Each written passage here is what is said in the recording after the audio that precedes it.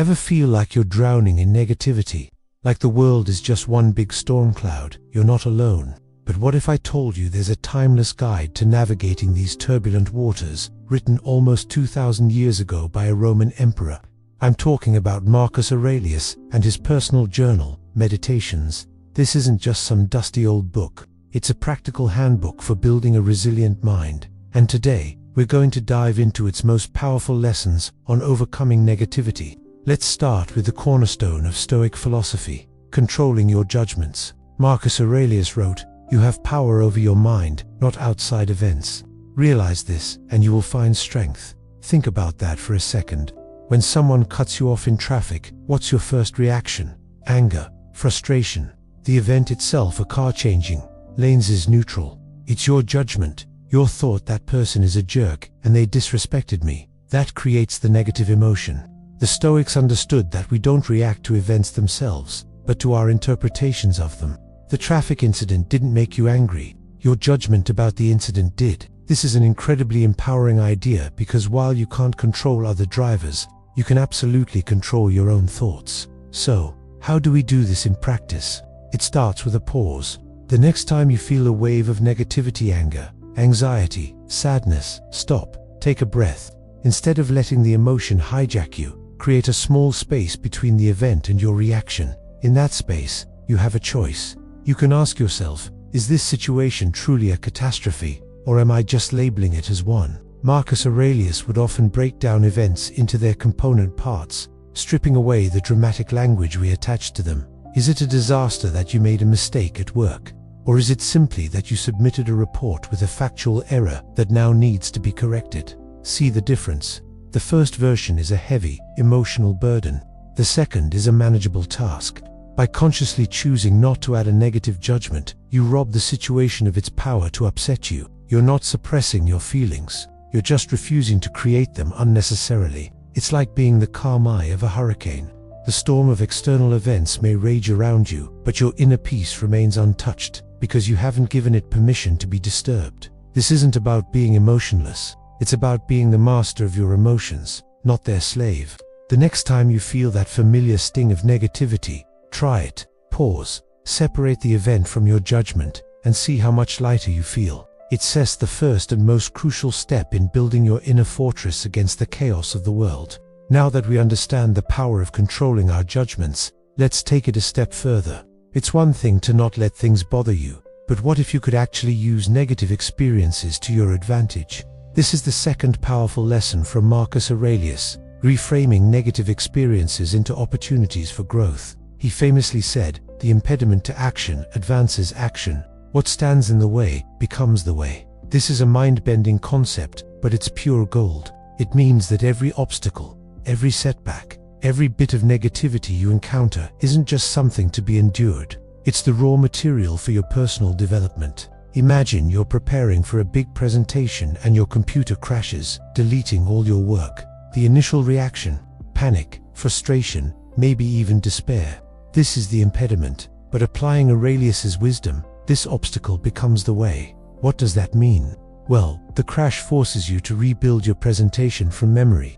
In doing so, you internalize the material on a much deeper level. You discover new, more concise ways to explain your points. The pressure might even spark a moment of creative genius you wouldn't have had otherwise. The final presentation ends up being better than the original. The very thing that stood in your way, the crash, became the path to a better outcome. This isn't just wishful thinking, it's a proactive mindset shift. When faced with a negative situation, ask yourself, how can I use this? What virtue can I practice here? What can this teach me? If someone criticizes your work, instead of feeling hurt, you can see it as an opportunity to practice humility and resilience. It's a chance to learn to detach your self-worth from external opinions. If you face a health challenge, it becomes an opportunity to cultivate courage, patience, and a deeper appreciation for your body. Marcus Aurelius saw life as a training ground for the soul. Every challenge was a sparring partner, designed to make him stronger, more virtuous, and more resilient. He believed that a fire turns everything thrown into it into flame and brightness. Your mind can be that fire. You can take the negativity, the challenges, the frustrations, and use them as fuel. This reframing turns you from a passive victim of circumstance into an active architect of your character. You stop asking, "Why is this happening to me?" and start asking, "What can I do with this?" Suddenly, life's inevitable difficulties are no longer just sources of pain, they are opportunities. They are invitations to become a better, stronger version of yourself. The obstacle is the way, so we've learned to control our judgments and reframe obstacles as opportunities. But how do we make sure these lessons really stick? How do we integrate them into our daily lives so they become second nature? The final piece of the puzzle, and perhaps the most important practice Marcus Aurelius gave us, is self-reflection. Meditations itself is the ultimate proof of this. It wasn't a book written for an audience. It was his private journal, a tool for daily He wrote to himself to reinforce these Stoic principles, to analyze his own actions, and to course-correct his thoughts and behaviors. He would ask himself questions like, "What did I do wrong today? What did I do right? What duty did I neglect?" This practice of nightly or daily reflection is like a workout for your mind. It's where you review the day's events, not to dwell on them, but to learn from them. Think of it like a coach reviewing game footage with an athlete. You're looking at your performance with a critical but constructive eye. Maybe you got angry at a coworker. In your evening reflection, you wouldn't just beat yourself up about it. You'd analyze it through a Stoic lens. You'd ask, what was the external event? My coworker missed a deadline. What was my judgment? They are incompetent and making my life harder. How did that judgment serve me? It didn't. It just caused stress and damaged a relationship. Then, you strategize for the future. Next time, my judgment will be, a deadline was missed. Let's find out why and see how we can solve it together. This isn't about guilt. It's about insight. It's a systematic process for turning your daily experiences, especially the negative ones, into wisdom. You can start this practice tonight. Before you go to sleep, take just 5 or 10 minutes, grab a notebook, or just do it in your head. Ask yourself 3 simple questions. What went well today? What didn't go so well? And what can I learn from it to be better tomorrow? This simple habit creates a powerful feedback loop for personal growth. It ensures that the lessons from your experiences aren't lost. Each day, you become a little more aware, a little more intentional, and a little more in control of your inner world. Self-reflection is the glue that holds all these Stoic practices together. It's what turns theory into transformation, turning the wisdom of an ancient emperor into a practical tool for your modern life.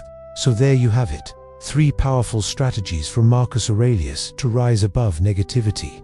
First, control your judgments. Remember that it's not events that upset us, but our opinions about them. Second, reframe obstacles as opportunities. See every challenge as fuel for your personal fire. And third, practice consistent self-reflection to learn from your experiences and strengthen your mind day by day. These aren't quick fixes or magic pills. They are a practice, a philosophy for life. But by embracing these ancient lessons, you can build an unshakable inner citadel, a source of strength and tranquility that no amount of external chaos can breach. You can stop being tossed around by the waves of life and instead become the captain of your own ship, calmly navigating towards a more resilient and meaningful existence. Thank you so much for joining me on this journey into the mind of Marcus Aurelius. If you found this helpful, please give this video a thumbs up and subscribe for more content on practical philosophy for modern living. Let me know in the comments which of these lessons resonated with you the most. Until next time, stay strong and stay wise.